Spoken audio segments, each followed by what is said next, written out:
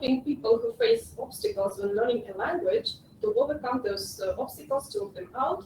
And the main innovation that I'm using for that is coaching and psychological methods. I will be sharing. So, yeah. Okay, so actually they can boost by 6 times the results. So a person actually can meet the goal in learning the language much, much faster. And if you don't pay attention to that, actually it can happen that the person never reaches his or her goal in learning the language. I will explain it. What else I will touch? I will touch the difference between coaching and psychological methods or therapy. Because there's a big difference and we have to understand when and what and how to use. And I will also share a case just for you to understand how it can work. So an example, learners really can have for the cutting edge technology, tools, the best teachers, everything the best, but somehow they do not progress in a language. What are the markers? Can be different markers to show that there are certain obstacles. We have to put them on the table, work them out. So, for example, learners remember very little, although they spend a lot of energy, a lot of time. Maybe they even use mnemonics, but they remember after the day, they remember very little in that language. Or they are constantly missing classes. Sometimes intentionally, sometimes even unintentionally, they just, something happens and they do not go to a class. That's also an indication. Or they avoid using some very good, very effective tools like speaking.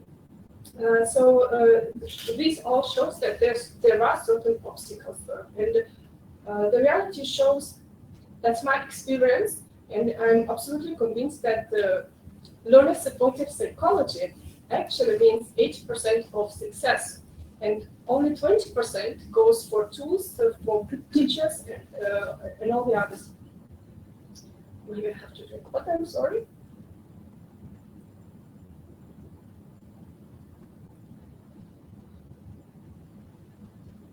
So let's proceed.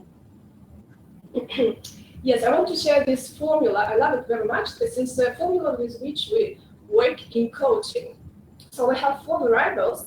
To the left, D, B, and F, and each should be bigger than R. R is resistance. Let's first look at the left side. So this is the formula which makes a big change possible, and learning a language is actually a big change. So it's our readiness to fast progress for getting this change. So D is understanding how much we are dissatisfied with the current situation. For example, with the situation that we do not speak a language. So really not to hide from that and to see and to recognize how much we are dissatisfied. Then we multiply it by B, and B is a clear vision how I actually want it to be. What becomes possible in my life when I speak the language? What a person do I become when I speak a language? All the benefits which it brings to me. And we have to to understand that clearly, to visualize that, to make it really strong, this point. And then multiply by F. And F stands for first simple step, which should be feasible, which should be so clear what I can do to move forward to my goal. And so in coaching, we work to increase the left side and to decrease the right side, the resistance.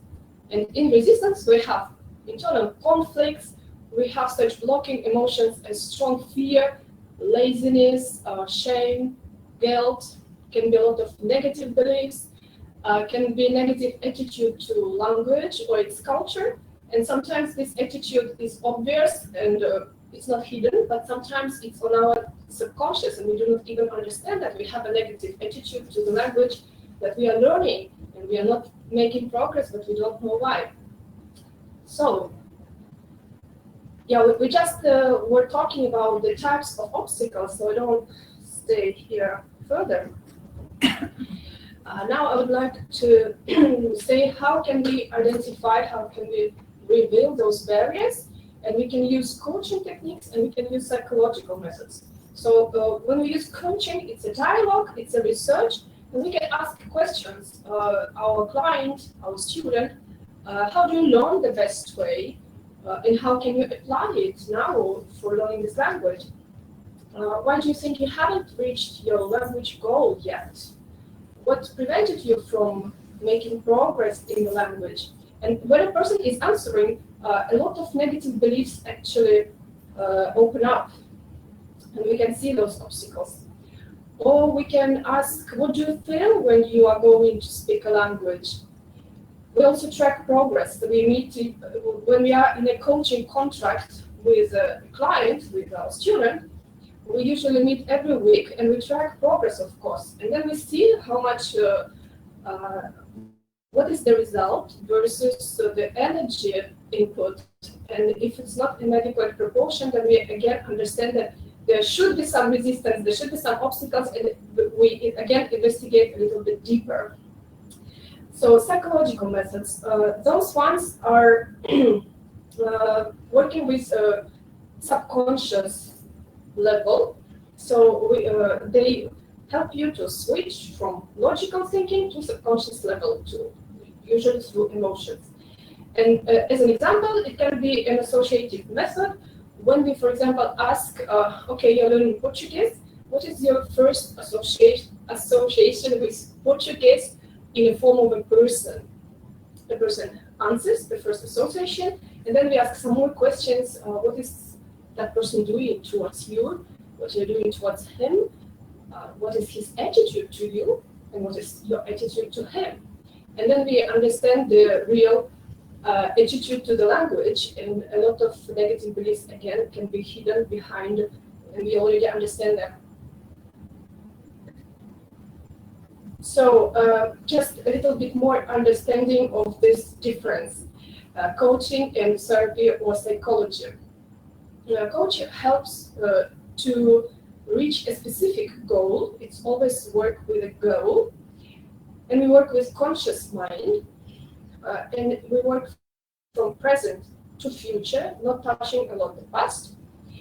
And actually, it's supposed to, this method implies work with healthy clients in emotional way, I mean, to reach their goals faster. And the algorithm usually is to research a goal, remove obstacles, find best opportunities, create a very effective plan, track the progress, see again what kind of new obstacles appeared, revise the plan, and move forward this way. While when we talk about psychology or therapy, it's about helping to cure a client so that the person feels all right emotionally. And it's usually it's work with unconscious mind and with the past, with traumas hidden in the past. So let's discuss an example how we can handle a barrier, an obstacle. Let's say we work with a negative attitude to a language or the culture of the language. So the first step would be to reveal this attitude if it's really non-beneficial, not positive attitude to a language. And then we select what is better here, what we prefer to use now, coaching or psychological method.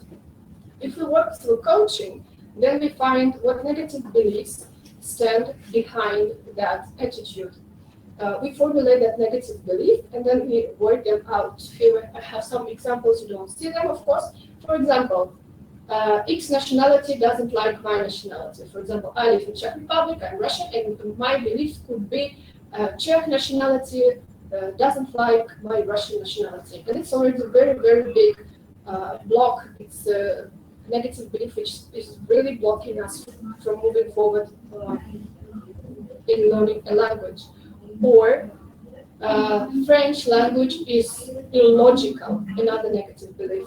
Or I'm unable to speak any foreign language, for example. So now let's have a look for psychological approach. We understand the blocking emotion. We mainly work with this blocking emotion. It can be strong fear, can be strong guilt, can be shame, can be others. Okay, probably here I will put it on full screen.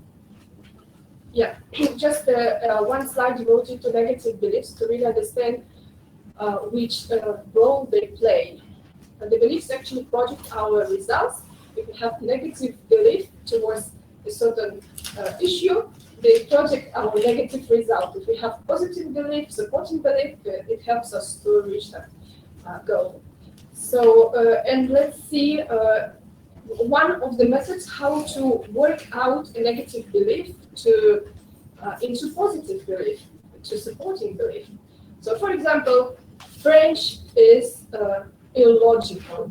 Yes, for example, a person has such a belief, and then the way he can work it out is to put it down and refute it with 20 examples. Usually, it's enough. 20 is enough.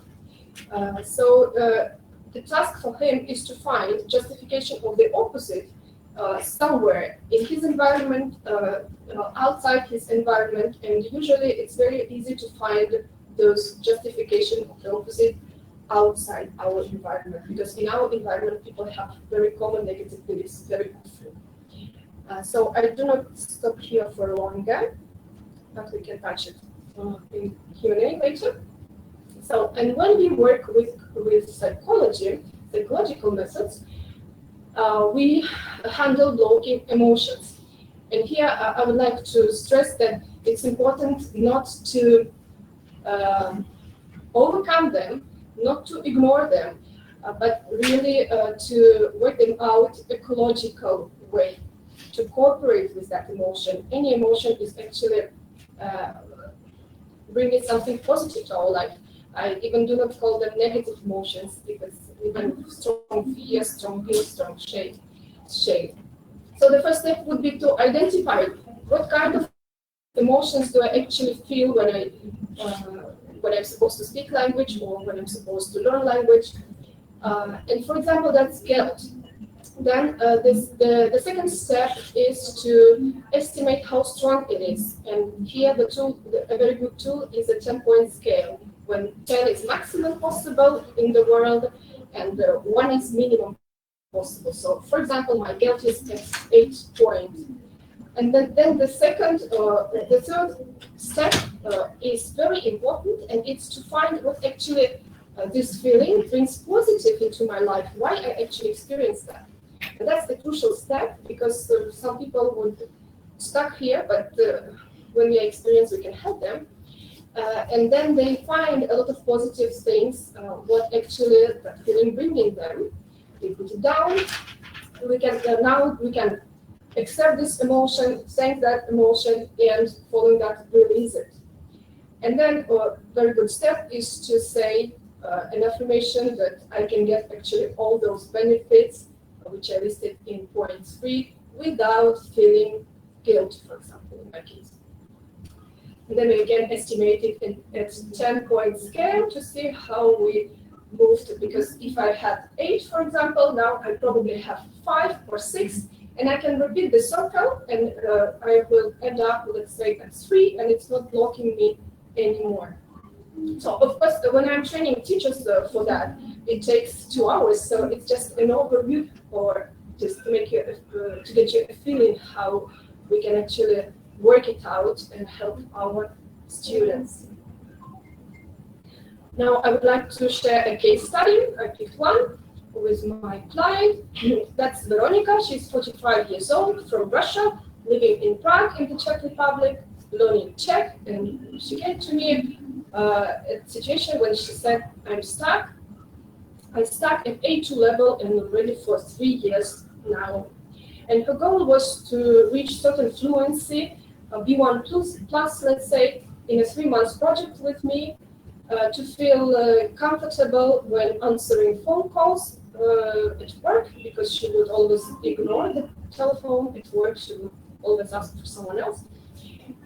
And to speak Czech fluently in daily life, at doctors, with her son-in-law, who was the only person speaking Czech in her environment and get more Czech speakers in her environment.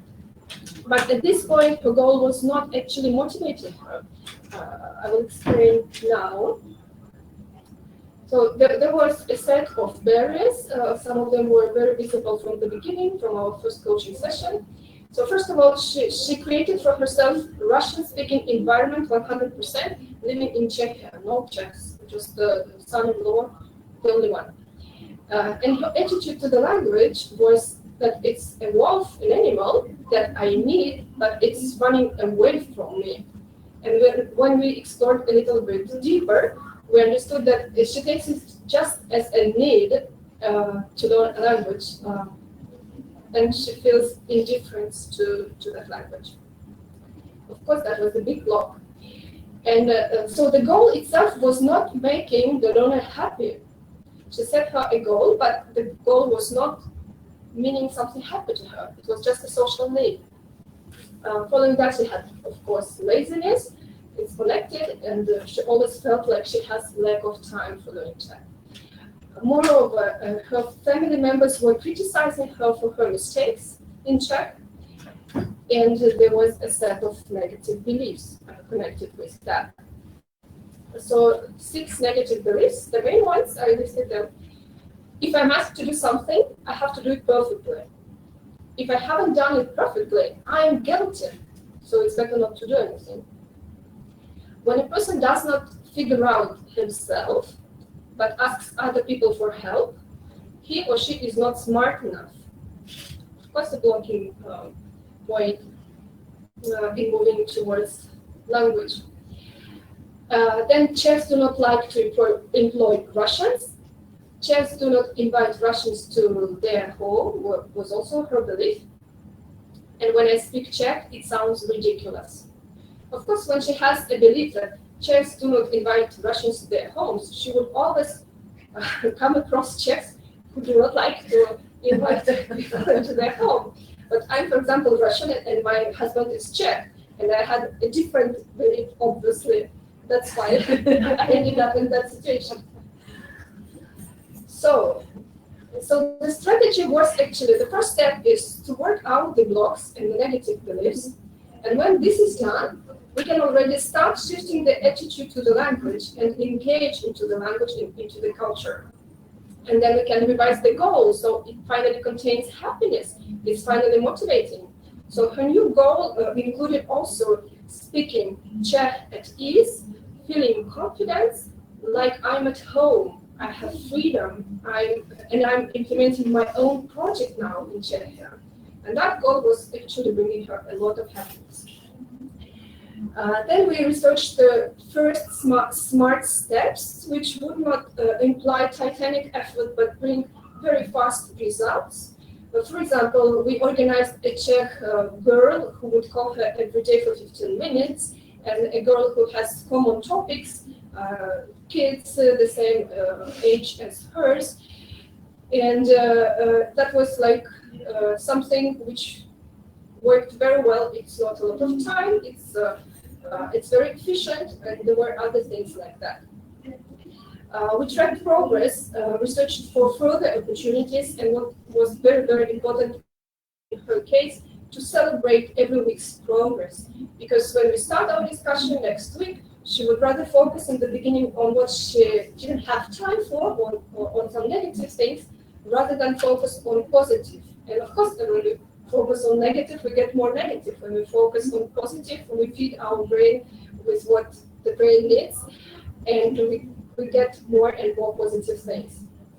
I also organized additional support for her, because that's usually how I'm working, not only coaching, not only psychology, but also I'm teaching mnemonics and smart techniques, how a person can move quickly in learning a language, and that helped in her case tremendously as well. Okay, thank you. Yeah, we are perfectly in time. Just to visualize our project, I didn't put entire project, but more or less it looked like that. So project management is also something very important for a person to track progress. I usually work with 3 months project. It's a period of time when an adult can actually devote it to his goal in a language, to focus, to put time, allocate time, and then see the results. So in the beginning, we actually fix what do we have now, and we choose those blocks, those modules. For someone, it's important to focus on vocabulary, grammar, and in her case, integration into the language, into the culture. For example, she estimated on 10-point scale that her level of integration was 1 out of 10, so minimum. And she said that she wants like 8 points integration into a language. And then by the end of every month, we had a certain target in terms of vocabulary, in terms of grammar, in terms of integration. And by the end of the first month, she already said that I feel now calm when I speak Czech. I don't have any criticism anymore from my family. Czech is now part of my daily communication, and every day I watch television in Czech. By the end of the second month, she already estimated that she's 8 points out of 10 in terms of her total goal. So she said, I don't think now how to say, I just speak the language. I answer the phone calls at work without stress. I have a system for learning vocabulary, and every day I'm moving forward, and the system works. And I communicate with the doctor and my son-in-law at his. So there were some other results by the end of the third month, and she was already 10 points out of 10 points in her goal. And now I have just the final slide when I want to touch the topic, how you can actually integrate coaching into teaching. There can be different formats. They can be just using coaching communication, learning coaching communication and using it at classes, because it's already about building trust. It's already about building partnership relationship when our student is bringing a lot of input, when we are listening to him or her very attentively, and it works very well. Or it can be a mix when a teacher is a teacher and also a coach, and one day is a class and the second day is a coaching session. Or it can be primarily a language coach. Very often teachers change their profession after my project with them, and then can use a little bit of teaching, but for very certain parts. It can be also purely language coach, and actually it's not a big difference with any other coach then. And the format which I personally like the most, when it's coaching, psychological techniques, and other big accelerators like everything connected with memory, because in a language you have to memorize a lot of things. So yes, now I'm open to questions.